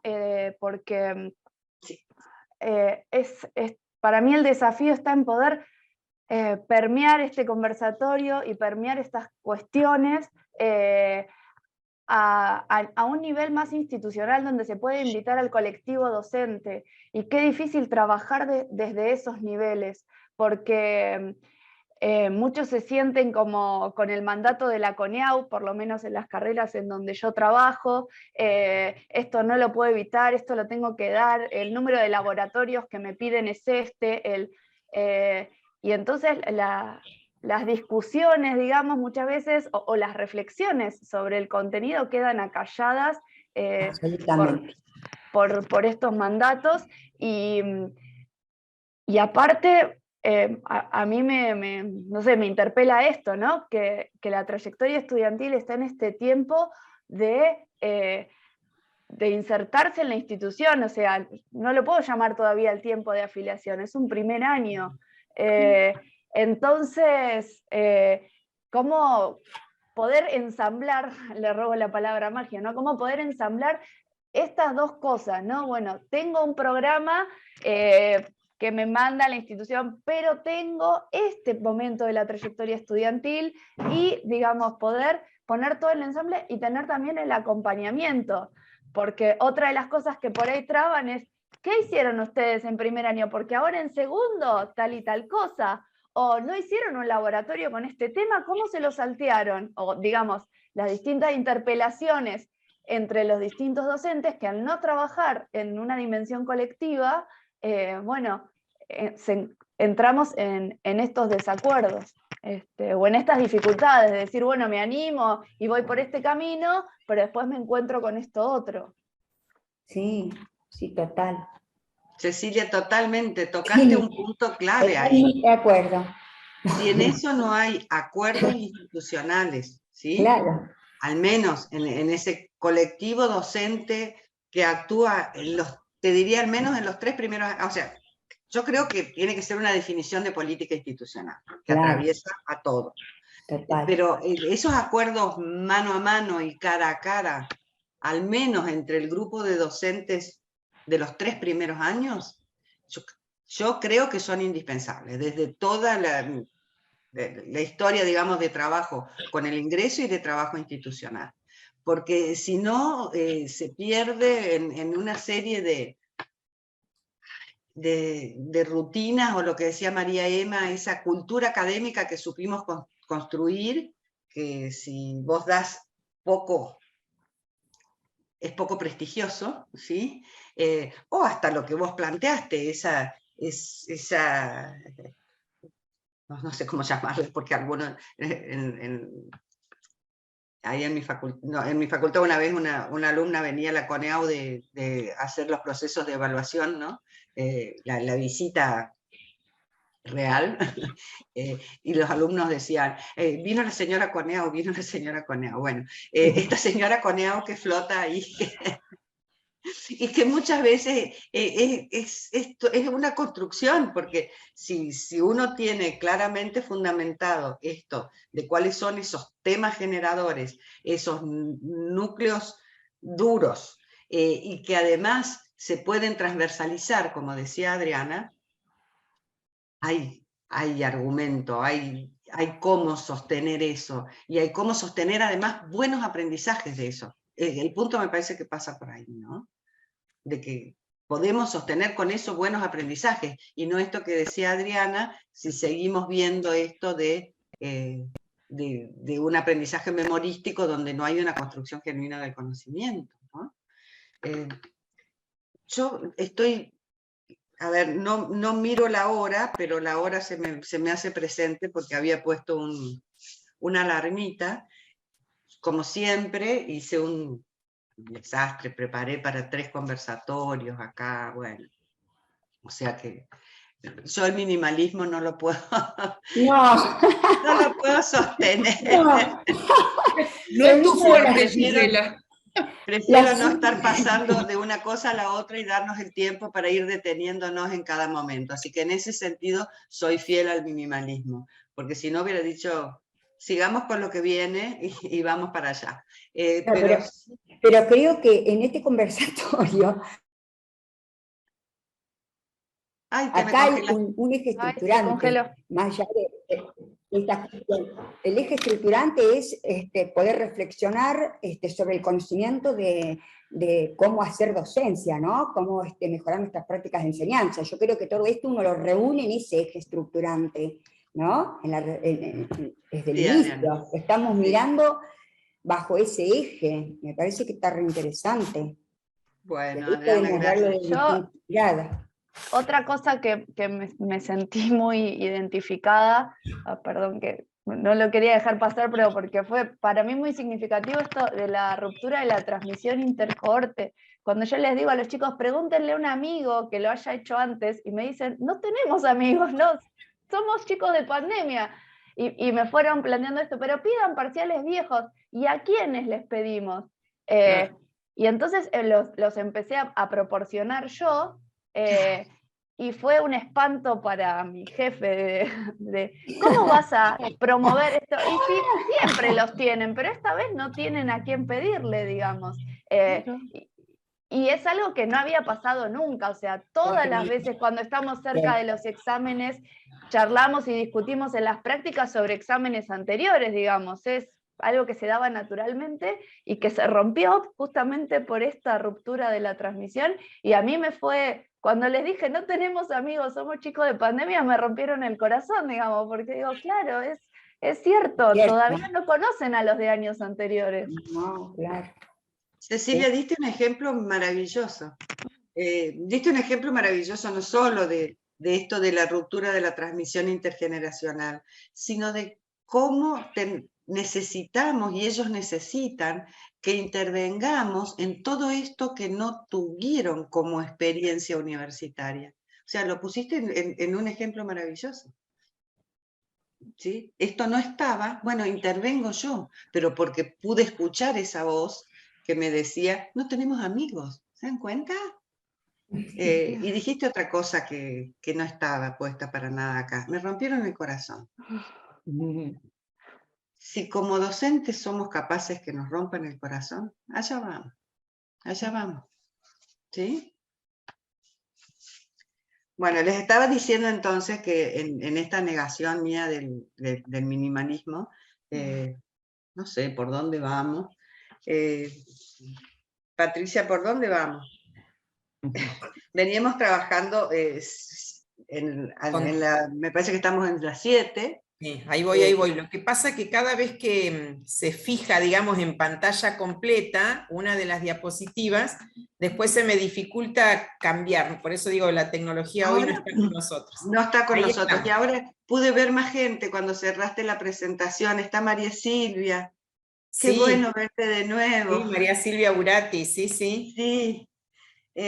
No, lo que sugería, a ver, tenía pensado para trabajar el eje de accesibilidad en términos de la accesibilidad a la tecnología, el eje de la alfabetización académica y el eje de la evaluación, ¿sí? Por lo menos para plasmar 3 o 4 ideas que me parecen muy fuertes. Yo te pediría, Patricia, pero en atención a lo que mencionó Adriana y a lo que dijo también Cecilia, que pasemos, y en atención a la hora y a los tiempos, porque estamos ya en las 8 menos 10, yo no tengo ningún problema, no tengo límite de tiempo, pero estimo que ustedes sí, que pasemos a la 13, para retomar desde ahí algo que dijeron, que dijo Cecilia y que dijo también Adriana. Mirá, Cecilia, la imagen que tenemos ahí, ¿no? También es del mismo libro, ¿no? De Un año bajo la tierra. Matías Tejeda, creo que, otra omisión mía, no le puse el título a la obra. Me parece que el título de esa obra era La clase, ¿no? Ay, qué fuerte. Bueno, sí, pero decime si eso también nos está diciendo no tenemos amigos. Estuvimos en una burbuja, La y a burbuja. veces ni siquiera en la burbuja de 10, de 15, sino en la propia burbuja, en el frasco, ¿no? El famoso, vos te criaste en un frasco de mayonesa, bueno, ahí estaba, ¿sí? Vos hiciste tu primer año de la universidad en un frasco. Bueno, nada. Y con respecto a lo que decía Cecilia, Cecilia y Adriana, a ver, cuando hablamos de alfabetización en términos de ingresante, esto me parece que también lo tomó Ana Borgarello, porque lo que se vino trabajando hace 20 años muy fuertemente es estrictamente alfabetización académica. Yo quería comentar cómo podemos revisar y repensar ese concepto de alfabetización académica. Pero también cuando estamos pensando en primer año tenemos toda una alfabetización institucional, ¿sí? Que también en la conferencia de Ana Borgarello pusieron ejemplos, estuvo muy interesante esa alfabetización institucional, desde saber qué es bedelía a saber qué es libre, regular, parcial, final, mesa de exámenes, bueno, todo esto que no transita por la cultura institucional de la escuela media requiere de una alfabetización especial y explícita, que por lo general no se hace explícita, Cecilia, sobre todo esa alfabetización institucional pasa por los intercambios intergeneracionales, ¿no? Y a veces hasta por los acompañamientos y demás. En este tiempo de pandemia se hizo crítica la alfabetización digital, ¿sí? Con este componente que estábamos conversando antes, que no solo aprendo los códigos de esa alfabetización, sino que aprendo lo que Adriana llamaba la gramática, pero el sentido político, el sentido epistémico de esta alfabetización digital. No se aprende igual con la mediación de las tecnologías que sin la mediación de las tecnologías. Hay una frase muy fuerte que está en otra transparencia. Yo volví a decir transparencia, qué antigüedad lo mío, me delata. No importa, yo ya la busco y se las leo. Que es de Prensky, no sé si ustedes, bueno, si alguna leyó, pero Prensky fue el que instaló en su momento la primera idea de brecha digital. Pero cuando él habló en ese momento, hace muchísimos años, de la brecha digital, hablaba de una brecha digital entre los nacidos y criados en la cultura digital y nosotros, incluso a todos aquellos que no fuimos nacidos y criados y que tuvimos que realfabetizarnos en eso.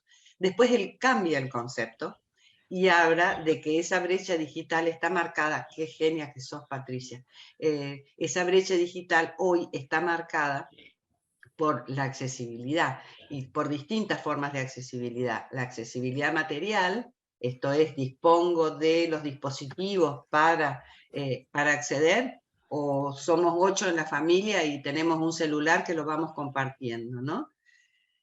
El acceso práctico, los tipos de usos que se pueden hacer, acá los ejemplos están puestos en relación con docencia, los tipos de usos que soy capaz de hacer con esos dispositivos, y esa accesibilidad mental referida a qué actitudes tengo respecto de eso. Quizás ahí tuvimos más dificultades con las actitudes de los docentes que con las actitudes de los estudiantes, ¿no?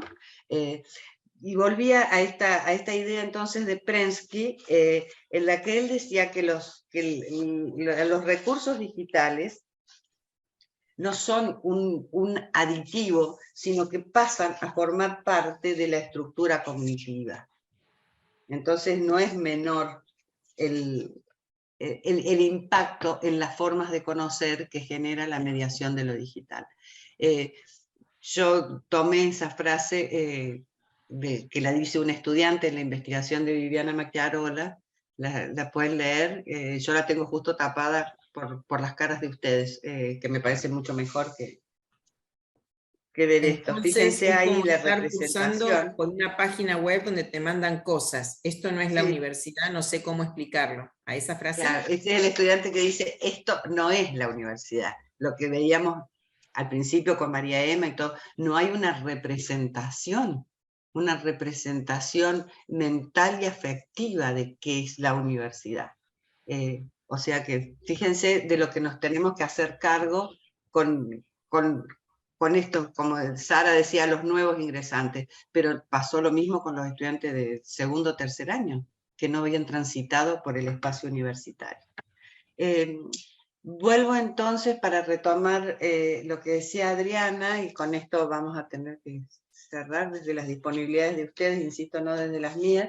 Lástima que no pudimos conversar sobre evaluación, pero hubiera estado muy bueno que pudiéramos conversar sobre evaluación, pero yo les recomiendo fuertemente la conferencia de Susana Selman. Allá está. Es una maravilla esa conferencia para pensar y repensar la evaluación. Sí, Adriana, te escucho. No. Pensé que, Adriana, con esto que decías, bueno, estábamos hablando de los distintos tipos de alfabetización, pero me gustaría como cerrar con esta idea, cuando hablábamos de las lecturas y del minimalismo y de la necesidad de centrarnos en estas ideas generadoras que a la vez sean transversales, pero vos dijiste, siguen repitiendo de memoria o diciendo de memoria lo que dicen los libros.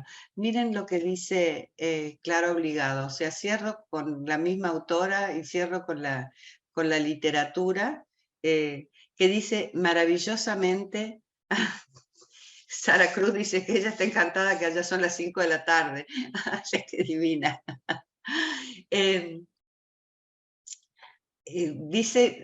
Clara Obligado dice maravillosamente lo que dicen las teorías más recientes de la lectura y todo esto que venimos bregando en la posibilidad de construcción de un texto.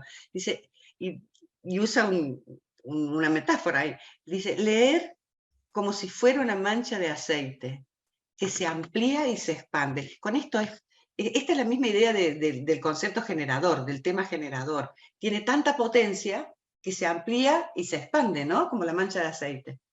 Leer como si fuera posible saberlo todo. Es un como si. Y luego decir algo que no estuviera dicho. Entonces, eso es lo que esperamos cuando les proponemos a los estudiantes que lean un texto y que abran las potencialidades no solo de ese texto, sino de la relación que ellos establecen con ese texto en ese contexto en el que estamos leyendo, ¿no? Clara Obligado sintetiza ahí una teoría de la lectura. Y lo dice desde la literatura, desde su lugar de lectora y de escritora.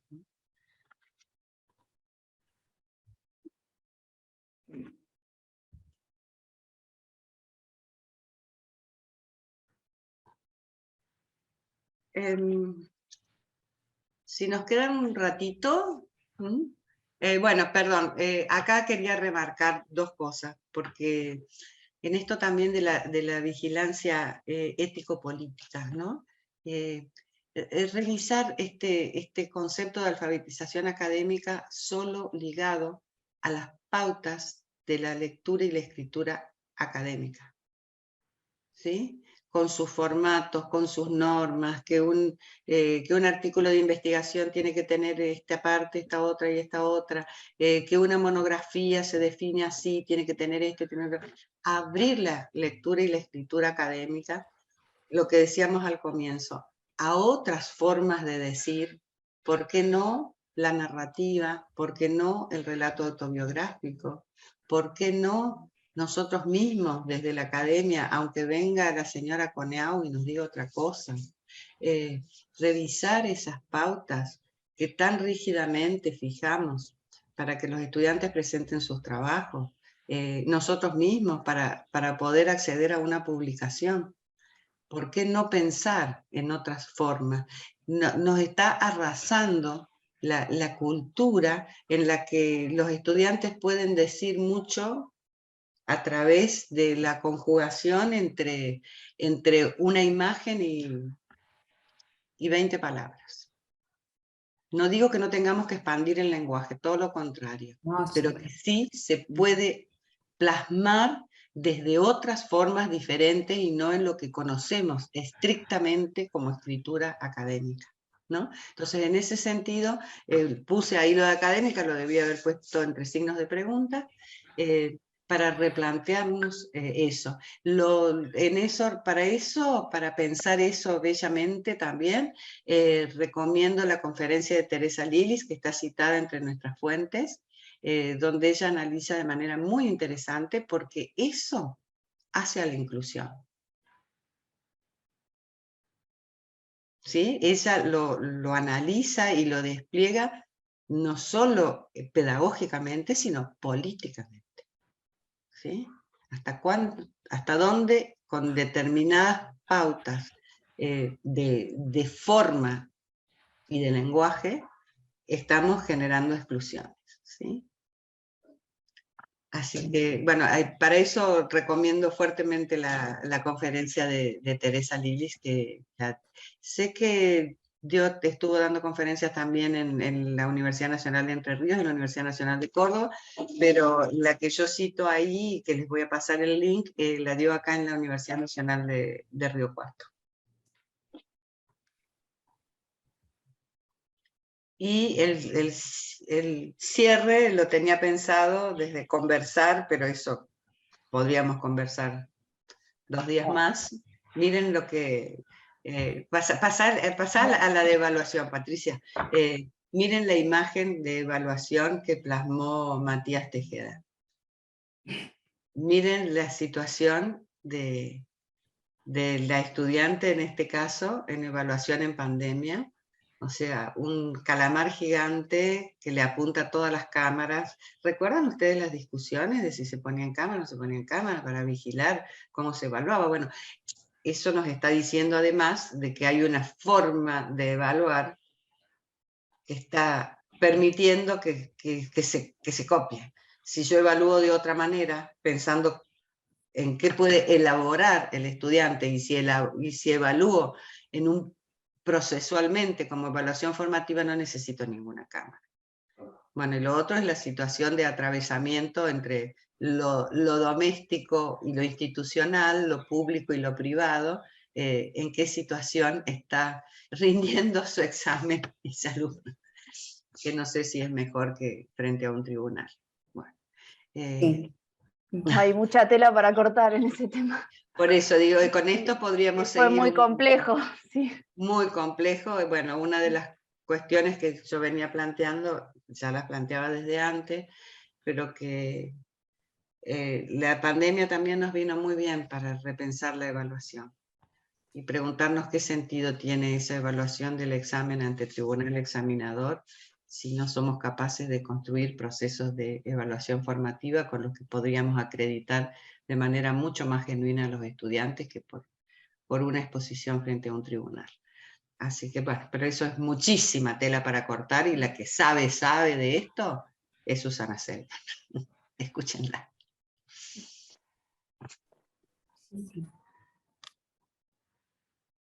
Después le podemos pedir a Patricia que nos mande la presentación con los links.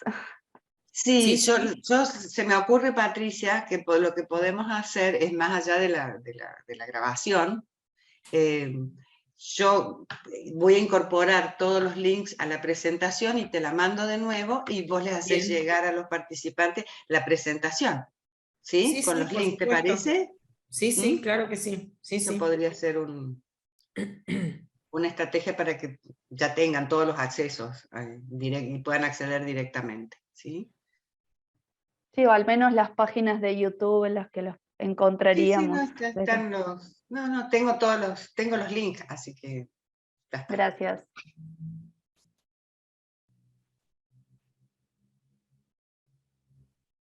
Bueno, como acá no son las 5 de la tarde, las escucho. Delia no te había visto, Mariana tampoco, Francisco, recién te veo. No sé qué me pasó con la pantalla y con la gente.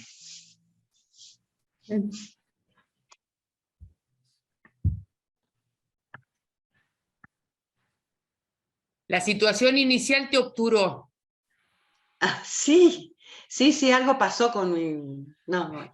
Y no, una vez que te entraste en la interacción y te relajaste, uno puede ver otras cosas.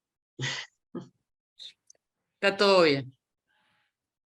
Qué potente las imágenes, por favor. Daría para que estemos mirando solo las imágenes y hablando. Qué increíble, ¿no? Podrían haber disparado todo. Les voy a Sí. pasar el link del libro también, ¿sí? Sí. Porque el libro es de descarga gratuita, lo editó la Universidad Nacional de Río Cuarto, la editorial, pero se descarga gratuito, es de acceso libre. Además, lo interesante es cómo cada uno, desde sus propias anteojeras, interpreta esas imágenes y nos dispara al otro, digamos, nos dispara, nos desafía, nos enoja, porque la voz del otro, esto que a veces no pensamos o no nos permitimos pensar,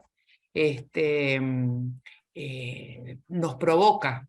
Y bueno, y en esa, a mí me encanta, digo, por eso digo, siempre me gustan tus presentaciones porque siempre tuvieron este sello tuyo, ¿no? Que te hace repensar, pero además encontrar la imagen o la palabra que apropiada para la temática, para el tema, para la idea, digamos, y realmente, bueno, no todos, al menos yo no me encuentro, digamos, hay que tener como un sensor especial para eso, ¿no? No, María Emma, esta Y vez eso la nos tuve enriquece. fácil. Esta vez la tuve fácil. Porque encontré el libro, era una maravilla, porque para otras presentaciones busco por acá, busco por allá. La vez pasada, Patricia estaba, Adriana me ayudaba a pensar. Adriana Garbarino, una profe de humanas. Y Adriana Garbarino. Y bueno, ella es artista plástica también, y Adriana me ayudó muchísimo también a pensar en esa articulación entre texto e imagen. Y normalmente lo que vos decís, bueno, de alguna manera voy buscando y voy rastreando y voy encontrando o no algo que diga. La idea es esto que decía, no es un dibujito para ilustrar, no es la ilustración, claro. Es otra cosa, ¿no? Lo que intentamos hacer ahora y que me parece que anduvo. Pero esta vez la tuve fácil, María Emma, porque me encontré con el libro. Y además era digital, podía bajar las imágenes ahí nomás. Bueno, eso es súper fácil, pero muy interesante. potente, porque el libro es muy potente. Sí. Así que les voy a poner el link del libro también. Sí. En función de todos estos procesos, ¿no?, que estamos atravesando como universidades, muchas unidades académicas acá en la Universidad Nacional de La Pampa y también la propia universidad se encuentran revisando los regímenes académicos, los reglamentos académicos. Ojalá tengamos la apertura suficiente, ¿no?, como para poder capitalizar, para poder reflexionar, para poder construir desde el diálogo y que prime también lo instituyente, ¿no?, como vos planteaste sobre lo instituido y no utilizar la norma a veces como pretexto, ¿no?, como limitante, sino entender que la palabra del otro, habilitar la palabra, las experiencias, realmente tomarnos estos tiempos de los que hablaba Alicia para poder ver qué es lo que nos pasa, cuáles son estas nuevas coordenadas, me parece que es tiempo todavía para procesar, ¿no? Para pensar. Sí. Es lo que se escucha, por lo menos en las universidades en las que transité este último tiempo, que no son tantas, pero sí anduve por la Universidad de Córdoba, bueno, la nuestra, por la UNER, en San Luis, y ustedes, es lo que es un sentir común y una necesidad común en nuestras universidades en este momento, sí.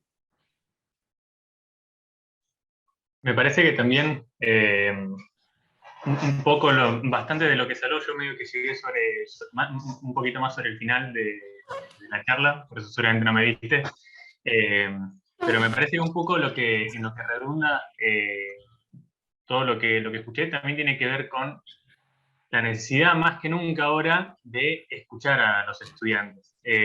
Mi directora de tesis, Zelda Monetti, cuando hace formación docente, siempre dice la misma frase, o responde lo mismo, que es, cuando el docente está haciendo esa catarsis que dice, mi alumno no viene a clase, o sé que no estudia nada, y le dice, ¿y vos le preguntaste por qué?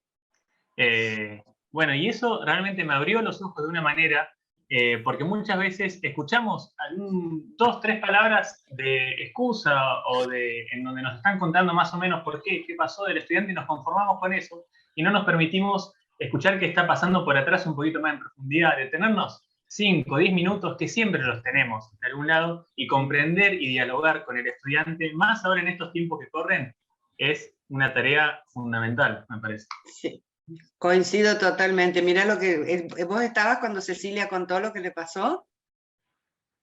Sí, escuché. Mirá.